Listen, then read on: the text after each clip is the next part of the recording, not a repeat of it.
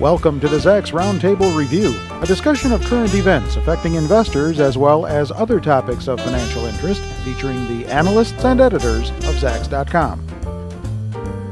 End of quarter window dressing, and could this bear market last until 2020? Is that a possibility? Well, that's what we're going to talk about here today with Steve Reitmeister, our editor-at-large, Charles Rotblatt, our senior market analyst, and, of course, our top market technician, Kevin Matris. And we're going to start on the subject of could this bear market last?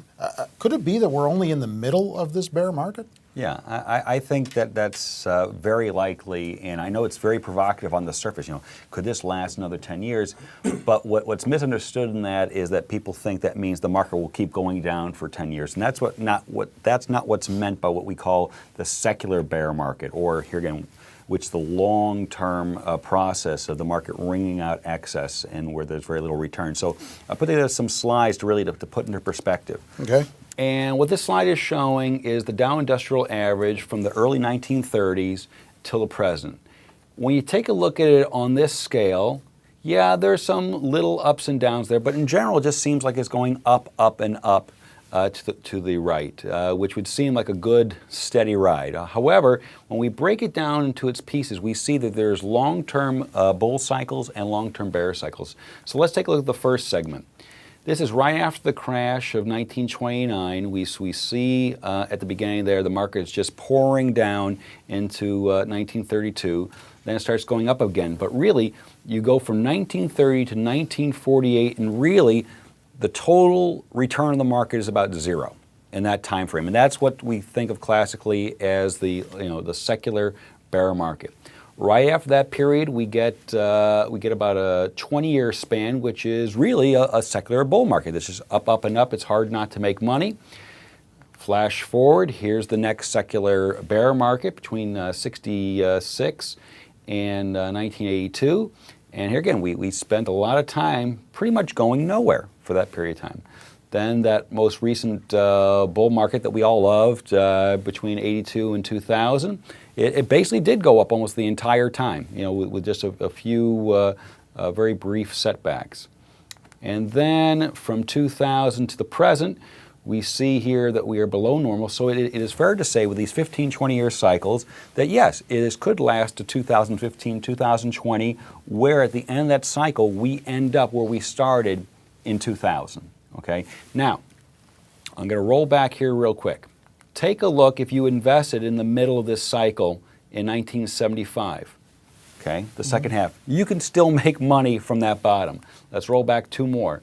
What if you bought in 1938 or 1942? You would still have made money. So it's false to say that during that cycle you can't make any money. Once you get to about the halfway point, it starts looking very good, and then you roll forward to the next segment, and then you got 15, 20 years to go gangbusters.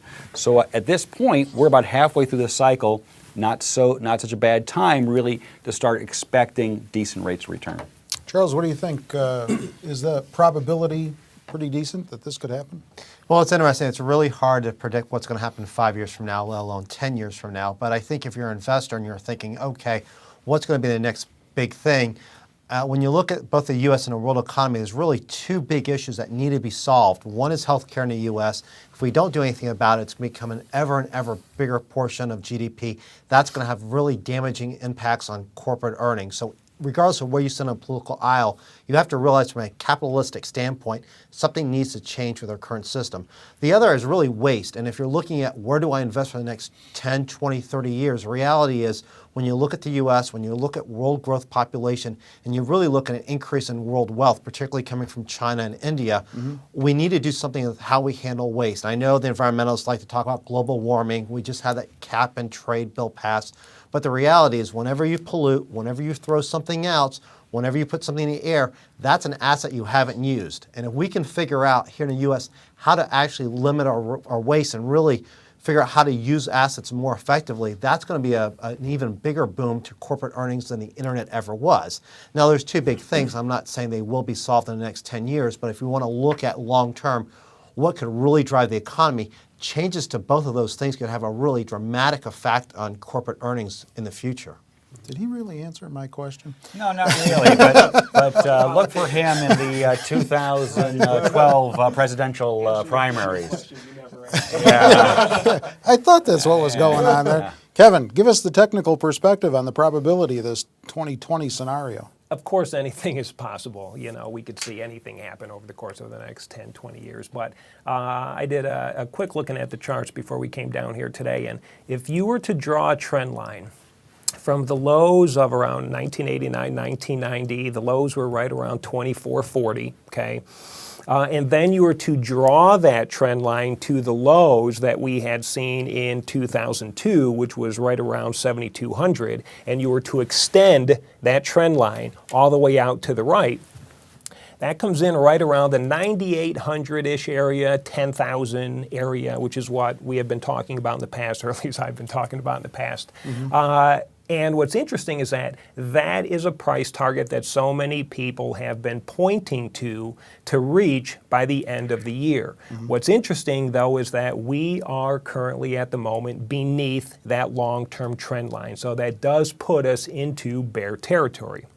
But the other thing that should be looked at is if you were to look at the run-up from the lows to the highs of 14.4, that's about a 12,000 point move, and we had seen about a 8,000, 7,900, 8,000 point correction. That's about a 66% retracement of the move that we had seen, and from a technical perspective, a lot of technicians look for 33, 50, and 66% retracements. So I don't know if it's coincidence that we bounced off after we hit a 66% retracement, or if this is something that people are truly paying attention to, but I think that there really is a strong possibility, maybe even a probability, that we do at least test the underside of that trend line. But in order to resume this bull trend, we are going to have to overtake that trend line pretty soon. As far as a secular bear, anything's possible, but I probably would subscribe to Steve's idea that a lot of people are thinking secular bear is being down, but no, it's probably going to see a lot of sideways activity for quite some time. That'd be my guess. All right. On a lighter note, end of the quarter window dressing, since we are approaching the end of another quarter here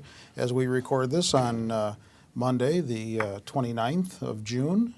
Charles, when I hear window dressing, and I've heard this thrown out there for a lot of years, I always get the mental picture of people standing in a store window putting curtains up. I don't know why, but I do. Much the same as mutual fund managers putting the curtains on their portfolios here at the end of the year. Well, the classic definition of it is really just, well, it's not really a definition, but what it really refers to are portfolio managers trying to buy the quote-unquote hot stocks. The stocks have done really well over the last quarter, and particularly the stocks have done really well within the past month or so. So when their fund statements come out, they can say, see, I actually was holding some of this, I was holding some of that. So yeah, maybe I didn't perform as well as you would have liked, but I did have some of the right stocks in there. We're not really seeing it, and what's really been interesting over the past few weeks is that really being long and being short both have not worked. Really, if you had a portfolio that kind of hedges the market in either direction, that's really the only thing that would have given you any returns, and even then a small return at that. But we've also seen volume just drop off a cliff. In March, we saw about 400 million shares per day trade in SPY, which is the S&P 500 spiders. For June, we're averaging 234 million. So now we're looking at the third consecutive month of falling volume. And I think a lot of fund managers are looking at some of these stocks that have risen 40, 50%, or even much more, and realizing they really don't want to take a chance on buying those stocks. At the same time, they realize they missed the rally, so they're kind of just sitting around soaking up some sun versus actually trying to maybe buy some of these stocks. And I thought we would see some window dressing, but as I just said, other than a completely market-neutral strategy, over the past couple of weeks, there really hasn't been anything that works unless you're a very aggressive day trader. All right, no window dressing. Is he looking in the right windows, Kevin? Yeah, everybody talks about window dressing all the time, and I'm sure you're going to see some of it. But I read an article, and I can't remember who wrote it, but I like the way they characterized window dressing.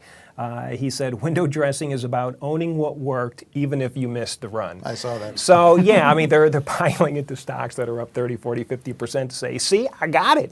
And in a way, I understand what these portfolio managers have to do. So many portfolio managers have missed this recent rebound. And it is because they were caught off guard with the severity of the collapse. They got caught in the market where they lost a tremendous amount. Plus, two, they were hit with a massive, I don't know if it was unprecedented, but it was indefinitely a massive amount of redemptions. So they had to scramble to be able to sell off their holdings in an effort to raise cash to make their customers whole. And I think what these portfolio managers found themselves doing is they found themselves sitting on a tremendous amount of cash because nobody knew if this really was going to be the end of the world. Don't forget, we were pricing in a doomsday scenario. Also, too, if in fact more of these customers were going to be requesting redemptions, they had to have that cash on the side to be able to fulfill those requests. What's interesting is that as the market started to rebound, there was a lot of gun shyness because the sector that was leading the rebound at the beginning was the sector that was beaten up the most. And nobody wanted to get into these finance stocks, especially given the fact that you were talking about government ownership. You knew there was going to be massive dilution. Who knows what kind of new rules and regulations were going to be coming upon us.